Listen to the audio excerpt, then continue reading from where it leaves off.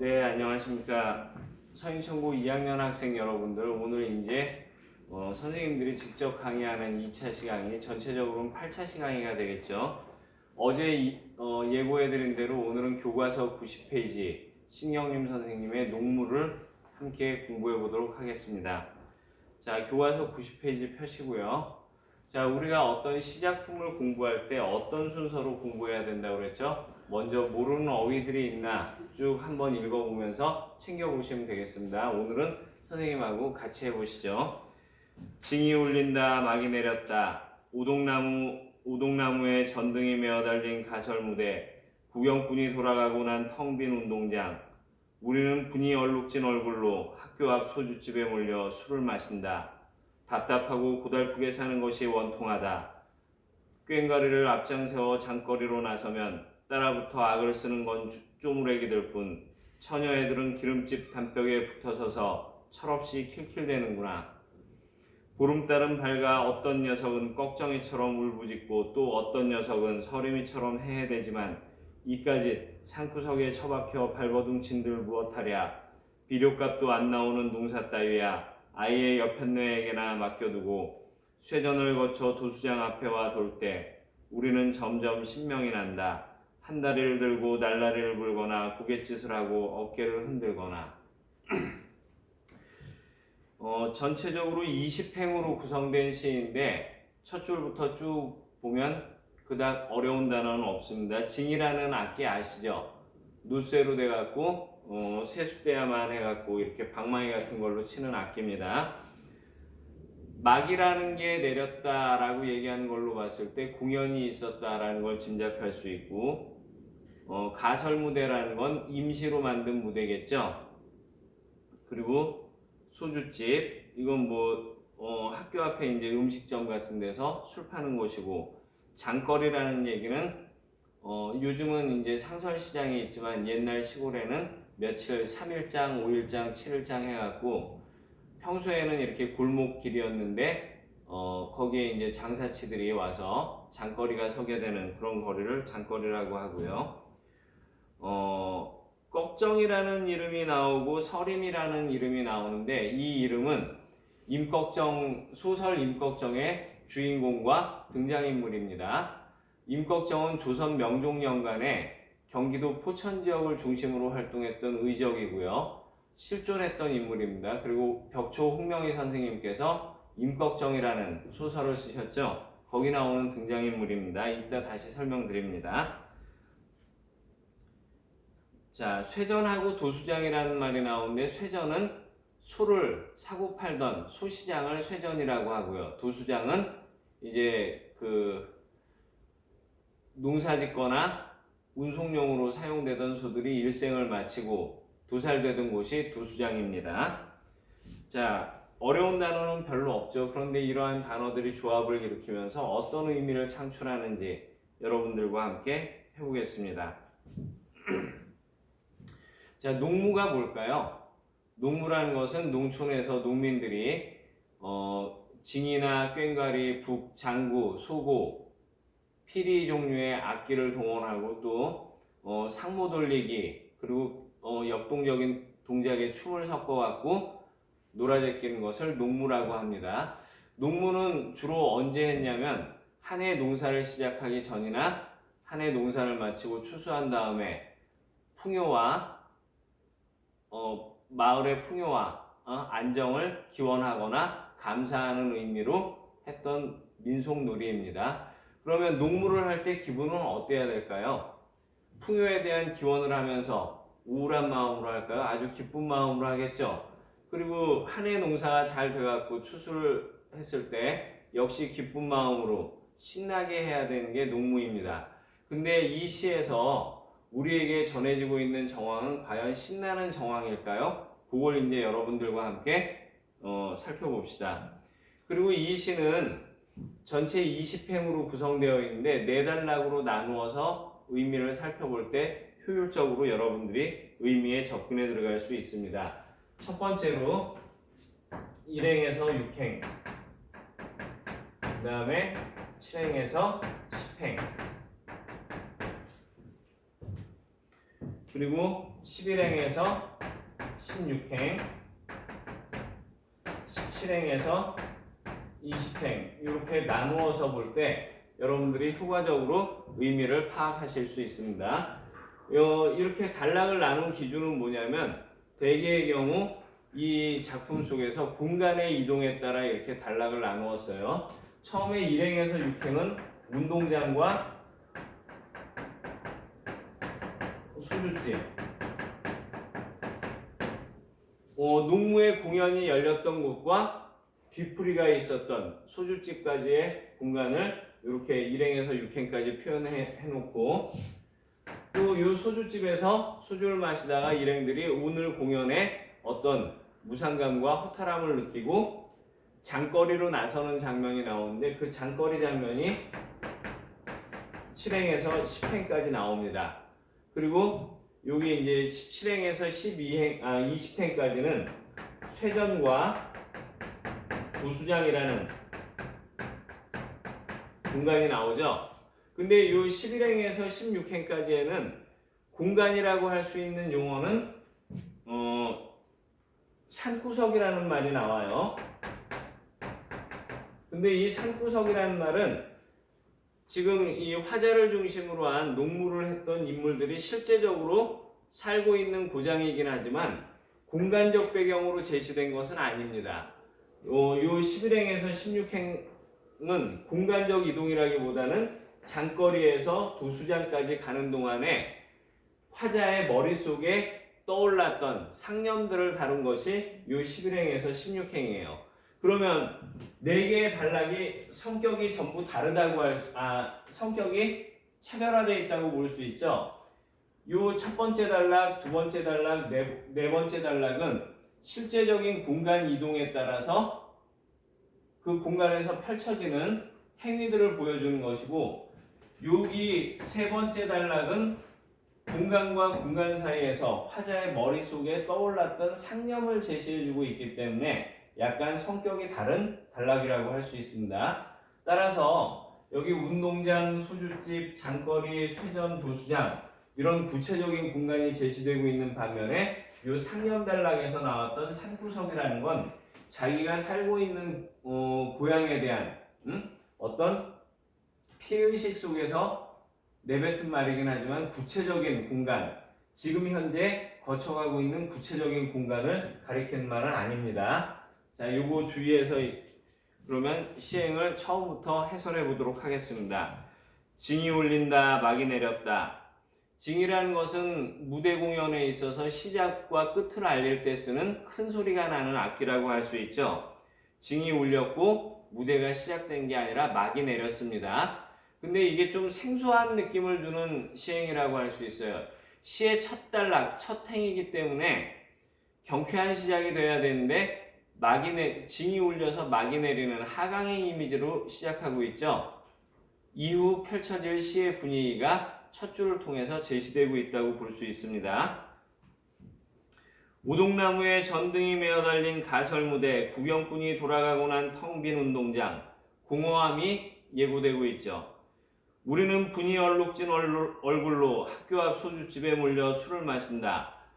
공연이라든지 어떤 행사가 끝나고 나면 그 참여했던 인원들이 이제 허기진 배를 채우고 또 약간의 음료와 술로서 기분을 돋구기 위해서 뒤풀이라는 걸 하는데 여기서는 이제 어른들이라는 걸 알 수 있죠. 소주집에 몰려들어서 술을 마시는 걸 볼 때 어른들이라는 걸 알 수 있고 그 흥겹고 오늘 농무가 참 좋았다 이렇게 서로 위로하고 격려하면서 즐거워야 할 뒤풀이 자리인데 답답하고 고달프게 사는 것이 원통하다라는 말로서 화자가 감정을 직접적으로 표현하고 있죠.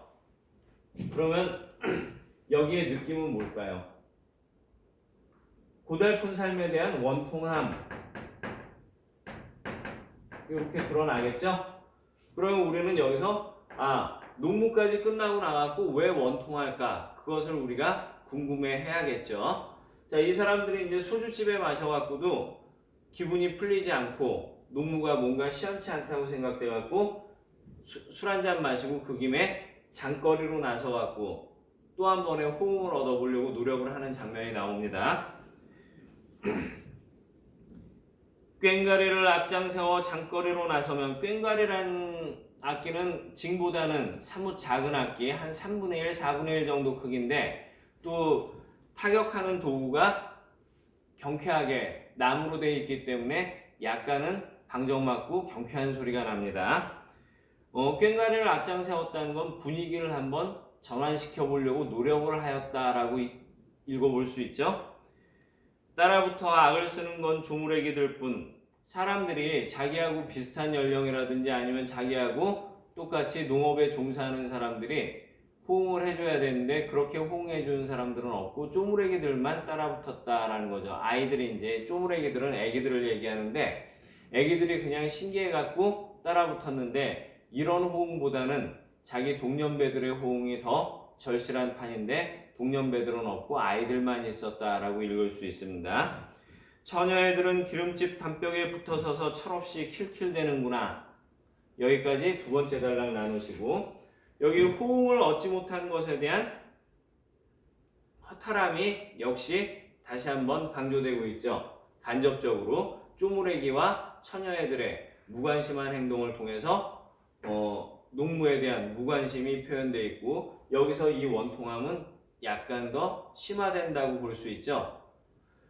그래갖고 이 장거리를 지나갖고 쇠전하고 도수장까지 가는데 공연이 끝나고 뒤풀이 자리에서 느꼈던 그 고달프고 답답한 삶에 대한 원통함이 어느 누구도 호응해주지 않아갖고 점점 심화되면서 우리의 기분은 이 정도까지 갔다라는 것을 이 상념단락에서 제시하고 있습니다.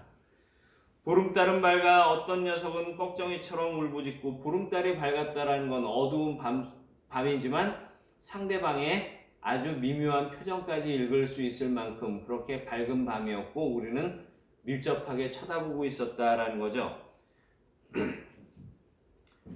꺽정이처럼 울부짖고 또 어떤 녀석은 서리미처럼 해해대지만 이까지 산구석에 처박혀 발버둥친들 무엇하랴. 비료값도 안 나오는 농사 따위야. 아예 옆편네에게나 맡겨두고. 자, 이 상념단락에서는 상당히 많은 정보들이 쏟아져 나오고 있습니다. 이 사람은 평야지대에 살고 있는 농민이 아니라 산골짜기에 살고 있는 농민이고, 또 여기서 화자의 성별을 특정할 수 있죠. 옆편네라는 이야기가 나옵니다. 그러니까 자기는 옆편네가 있는 사람이다. 이러면 그러니까 옆편네가 있는 가장, 남성 농민이라는 뜻이죠. 그리고 옆편네라는 말을 20대 초반에 새장가간 새신랑이 그렇게 이야기하지는 않을 테니까 중년 정도의 남성 농민이라는 것을 확정할 수 있습니다. 자, 근데 꺽정이라는 이름과 서림이라는 이름이 나오는데, 임꺽정은 아까 이야기했듯이 조선 명종년간에 포천지방에서 일어났던 의적 두목이 임꺽정입니다. 그리고 서림이라는 인물은 원래 관아의 아전이었는데 임꺽정이한테 감화돼 갖고 화적대에 들어갔다가 나중에 관군에게 붙잡혀 갖고 임꺽정을 배반하고 임꺽정에게 죽음을 안기게 되는 배신자의 아이콘이라고 할 수 있습니다. 근데 왜 이런 등장인물들을 등장시켰을까요?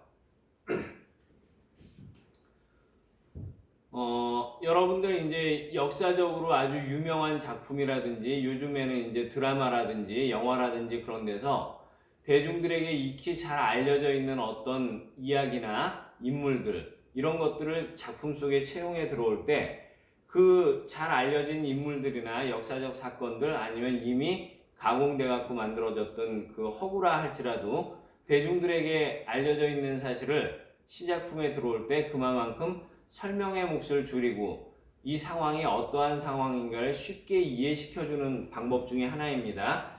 임꺽정이나 서림이란 이 등장인물을 등장시킴으로써 여기 등장하는 화자뿐만 아니라 화자와 같이 농무를 하였던 농민들은 이 농민 개개인의 어떤 무능이라든지 불성실이라든지 그런 것이 문제가 아니라 사회의 구조적인 모순, 사회 구조적 모순이라고 하는데, 사회가 어쩔 수 없이 농민들이 계속 고생할 수밖에 없는 그런 모순적인 구조를 갖고 있기 때문에 이 사람들이 울분을 느끼고 있다라는 설명을 하고 있는 거죠.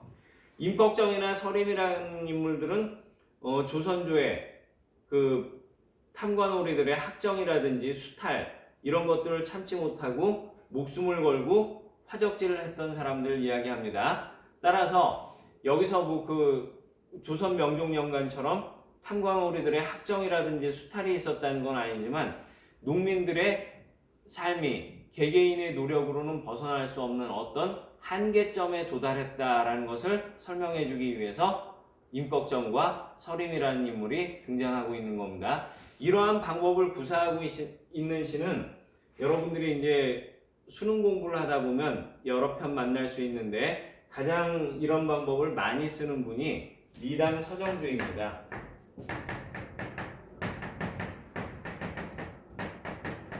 미당 서정주 선생은 1980년대에 발표하셨던 학이 울고 간 날들의 시라는 시집에서 이러한 역사적 인물이라든지 설화라든지 신화라든지 삼국유사의 이야기들 그런 것들을 작품 속에 끌어들여 갖고 어떤 순간에 그 시인이 화자가 하고 싶은 이야기들을 효율적으로 하는 그런 예시들을 보여준데 가장 유명한 게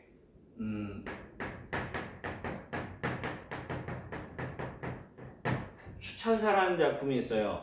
춘향이가 등장하고 향단이가 등장하고 그런 작품이 있는데 이건 꼭 한번 인터넷에서 찾아갖고 읽어보시고 아까 선생님이 설명한 부분들을 다시 한번 떠올려 보시기 바랍니다. 자, 그럼 다음으로 가겠습니다. 산구석에 처박혀 발버둥 친들 무엇하랴. 이 발버둥의 구체적인 행위가 뭐였죠? 농무를 해가며 농사에 대한 어떤 신명을 올리기 위해서 노력하는 거, 이런 것들을 해봤자 아무 소용없다. 농사 지어봤자 비료값도 안 나온다. 원래 재료비도 안 나올 만큼 이제 농사는 수지타산이 안 맞는 산업이 되었다라는 이야기겠죠. 그러니까 이런 농사는 누군가는 먹고 살아야 되니까 아낙네들한테 여편네에게 맡겨버리고 자기는 어떻게 한다는 걸까요? 술 마시고 논다는 게 아니라 이 시 속에선 등장하고 있지 않지만 설명되고 있지는 않지만 상당히 많은 남성 농민들이 도시로 공장지대로 또 중동지방으로 건설 노동자나 공장 노동자가 되어갖고 농촌을 떠나는 현실을 이야기하고 있는 것입니다. 자, 작품 정리할 때 다시 한번 이야기 드릴게요. 자, 마지막 단락 보겠습니다. 쇠전을 거쳐 도수장 앞에 와 돌 때 별 생각 없이 제시된 배경이라고 보기에는 참 무한 게 쇠전이라는 건 평생 뼈 빠지게 일했던 소들이 어떤 주인에게서 다른 주인에게로 팔려나가는 곳이죠. 여기서 무슨 생각을 할 수 있을까요? 운명처럼 땅에 뿌리 박힌 나무처럼 그렇게 살던 농민들이 이제 농촌을 떠나갖고 도시로 팔려가게 된 그 시대적 정황, 그런 것들을 겹쳐 보일 수 있는 그런 장면이 되겠죠. 그리고 또 도수장은 그렇게 평생 동안 뼈 빠지게 일했던 소들이 마지막에 그 육신마저도 인간에게 헌납하기 위해서 희생되는 그런 장소가 도수장입니다. 상당히 의미심장한 구절이라고 할 수 있죠. 농민들의 암울한 운명을 암시하는 그런 장면으로 읽을 수도 있습니다. 좀 깊이 들어가면 우리는 점점 신명이 난다. 한 다리를 들고 날라리를 불거나 고갯짓을 하고 어깨를 흔들거나. 신명난다라는 건 아주 신바람이 난다는 거고, 그 신바람이 난다는 걸 날라리를 불고 한 다리 들고 날라리 불고 뭐 고갯짓 하면서 농무를 춘다라고 이렇게 이야기하고 있는데, 내용상 이 부분에서 이 농민들이 정말로 신이 났겠어요? 단어적이고 역설적인 표현이겠죠. 마음속으로는 울분이 느껴지고 답답하고 슬픈데 신날 수밖에 없다는 거죠. 왜? 달리할 것이 없으니까. 달리할 것이 없으니까. 자, 그럼 우리 여기서 한번 좀 심화학습을 해봅시다. 이런 경우 여러분들 느껴본 적이 있습니까? 이런 감정. 내가 느끼는 것은 허무함과 허탈함과 무력감과 울분인데 되려 신나게 행동하는 거. 그 순간에 할 수 있는 게 요거밖에 없으니까. 그런 순간들 맞닥뜨려 본 적 있어요? 살다 보면 그런 순간에 맞닥뜨릴 수 있는데 실제로 선생님들이 보기에는 학교에서 이런 장면이 많이 보일 때가 있어요. 이제 고등학교 2학년쯤 되면 여러분들도 상당히 점잖아진 나이고 1학년 때 행동하던 거하고 굉장히 다른 모습을 보여주고 성숙해가는 모습을 보여주는데 여러분들 고등학교 1학년 들어왔을 때나 중학교 때 공부도 안 하고 부모님 말씀도 안 듣고 뭐 뚜렷이 열심히 하는 것도 없고 그럴 때 뭐 했어요?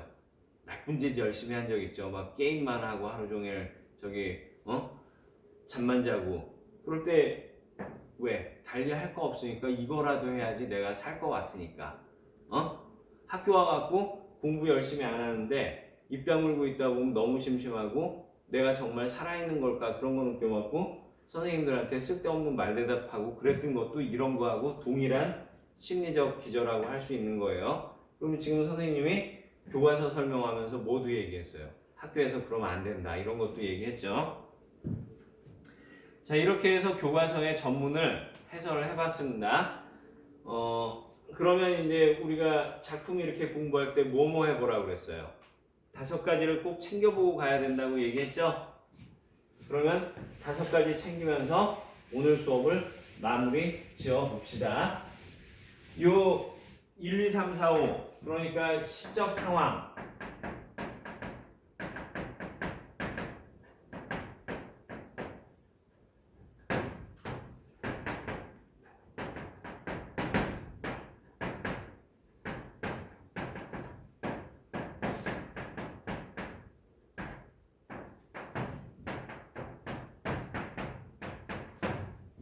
첫 번째로 스토리, 화자, 제재, 주제, 수사법과 표현상 특징 이것들은 여러분들이 직접 해갖고 과제장에 제출하시거나 아니면 꼭 교과서에 써 놓으셔야 됩니다. 지금 이 선생님이 본문 설명하면서 학습활동하고도 연관돼 갖고 설명을 했어요. 학습활동에 이제 유의미한 문제가 4개가 나오는데 이거 하면서 우리가 다시 한번 학습활동도 해줄 테니까 꼭 기록을 남겨 놓으셔야 됩니다. 먼저 중요한 건 이 4가지를 시 속에서 반드시 확인해야 됩니다. 수사법이나 표현상 특징은 부수적인 거라고 할 수 있어요. 시적 상황은 뭐였죠? 농민들이 농무를 추면서 자기네들의 노동에 대해서 감사하고 격려하려고 했지만 허탈함을 느끼고 울분을 느끼는 상황. 화자는 여편네라고 지칭하는 아내가 있는 중년의 농민. 현재 도시로 갈까? 이 농사를 계속 지어야 하나? 고민하고 있는 울분을 느끼는 사람이고 상당히 동료 집단을 관찰하면서 의미 깊게 자기의 어떤 불행에 대해서 곱씹고 있는 그런 사람이죠. 제재는 뭐겠어요? 농촌 생활의 어려움. 그리고 이 농촌 생활의 어려움이라는 제재에 대해서 화자는 어떤 걸 느끼고 있어요? 싫어하는 감정. 농촌 생활에 대한 울분. 그렇게 표현하면 되겠죠? 자, 수사법이나 표현상 특징은 별로 쓰인 것 같지 않지만 뭐라고 그랬어요? 표현상 특징 첫 번째로 장면 전환이 어떻게 된다? 아니 시적 전개가 어떻게 된다고 그랬어요? 공간의 이동을 통해서 일어난다라고 했고 세 번째 단락 보면 뭐라고 얘기해요? 그 허탈하고 울분에 쌓여 있는 농무 세 번째 네 번째 단락 보면 허탈에 쌓여갖고 울분에 극에 달한 농무가 신명난다라고 반어와 역설로 표현하고 있죠. 요런 거 꼭 기억해 두세요. 자, 그러면 학습활동 1번의 1, 2번과 2번의 1, 2번을 보면 1번의 1번 같은 경우에는 화자의 처지, 요 화자를 특정할 수 있는 문제가 되겠죠. 두 번째 문제는 요 공간의 이동에 따라서 시상이 전개된다라는 내용을 갖고 있고 학습활동 2번의 1번은 1970년대라는 우리나라 특정한 상황의 농촌 현실을 설명해주는 문항입니다. 그리고 2번의 2번 같은 경우에는 기존의 작품이라든지 역사적 사건이라든지 그런 데서 유명한 인물들을 끌어들여 올 때 우리가 어떤 표현상의 특징을 효과를 얻을 수 있는가를 설명해주는 문항이라고 할 수 있습니다. 자, 오늘 교과서 강의는 여기까지 마치고요. 다음 시간에는 진달래꽃을 하겠습니다.